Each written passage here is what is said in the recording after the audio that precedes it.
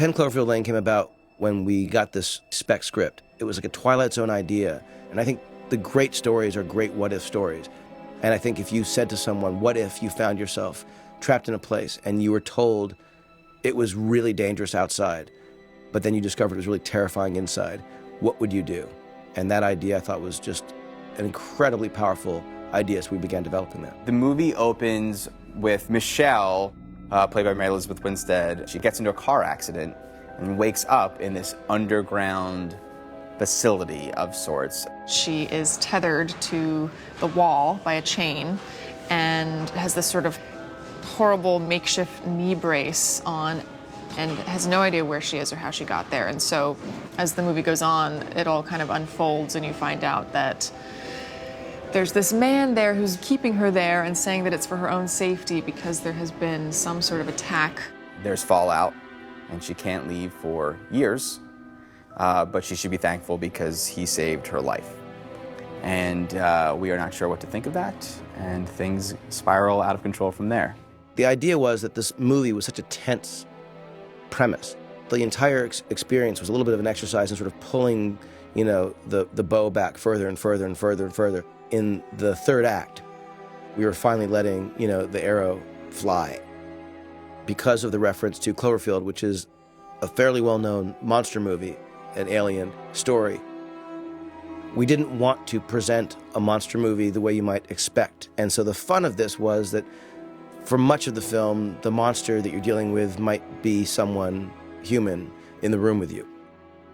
Dan Trachtenberg directed this film in a way that I don't think watching this movie you'd ever think this was his first movie. The way he collaborates with his actors, his crew, with us, he directs with a real confidence. See? What happened to them? They weren't as lucky as you. It's the air, Michelle. That's what happens when you get exposed.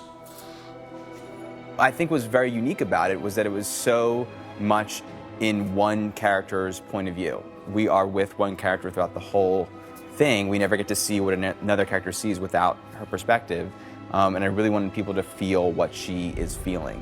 When I was first reading the script, I honestly didn't know where it was going from sequence to sequence. There were moments where you're rooting for certain characters and moments where you don't like them and you're afraid of if they're a villain or if they're a hero. You really don't know. And I thought that was really unexpected and interesting and exciting.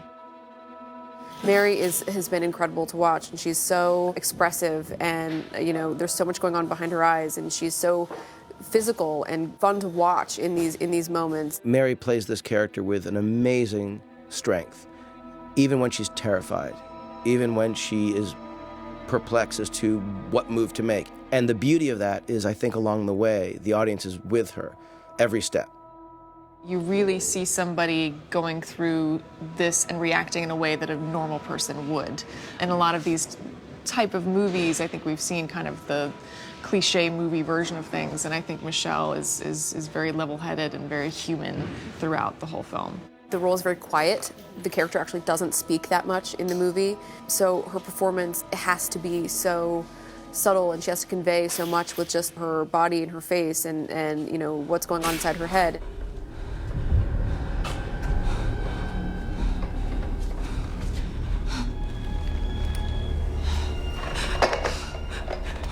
Okay, please.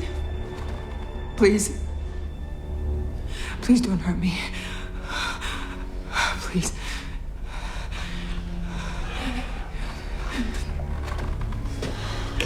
Just let me go, okay? I won't tell anybody. I promise. Okay, please just let me go. Please. You need fluids. You were in shock.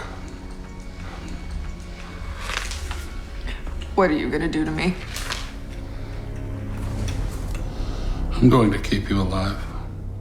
The thing that was very important for us in looking at who to cast for Howard is that we didn't want him to feel mustache twirly.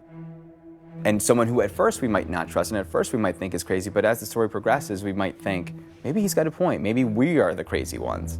John Goodman does that so well. He is so convincing and can say things with such conviction to make you believe what he's saying, and then and the turn of a switch is terrifying, and you have no idea what he is thinking. To have an actor like John Goodman, who is so seemingly endlessly versatile, so funny, so likable, but playing a guy who is at turns perhaps the most unlikable person you'll know, the most frightening person you might know.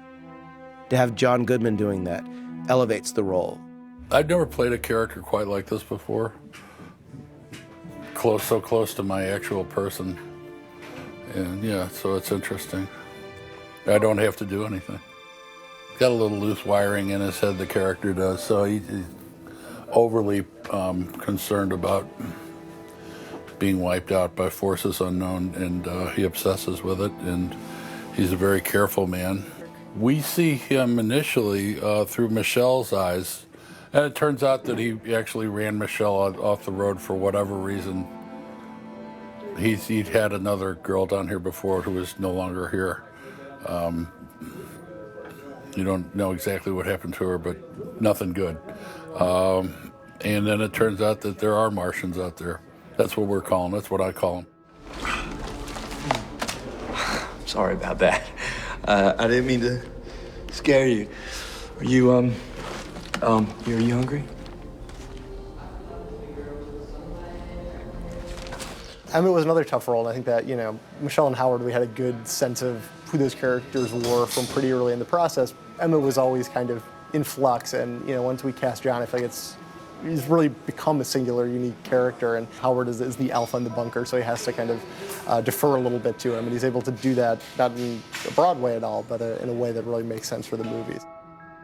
We also wanted him to bring some of the comic relief to the movie, and he's done an incredible job of that, sort of ad-libbing some things and just bringing his energy to the scenes, and just the look on his face in certain scenes kills me. He's so funny, and his reaction to things, and it's bringing a lot of life to our movie that, just wasn't on the page, to have him be the guy saying those words and sitting in those scenes. John Gallagher Jr., who is someone I loved in Short Term 12 and Newsroom, he makes it look so easy. But it takes, I think, an incredibly sharp actor to play a character like that and make him as authentic and likable as John does.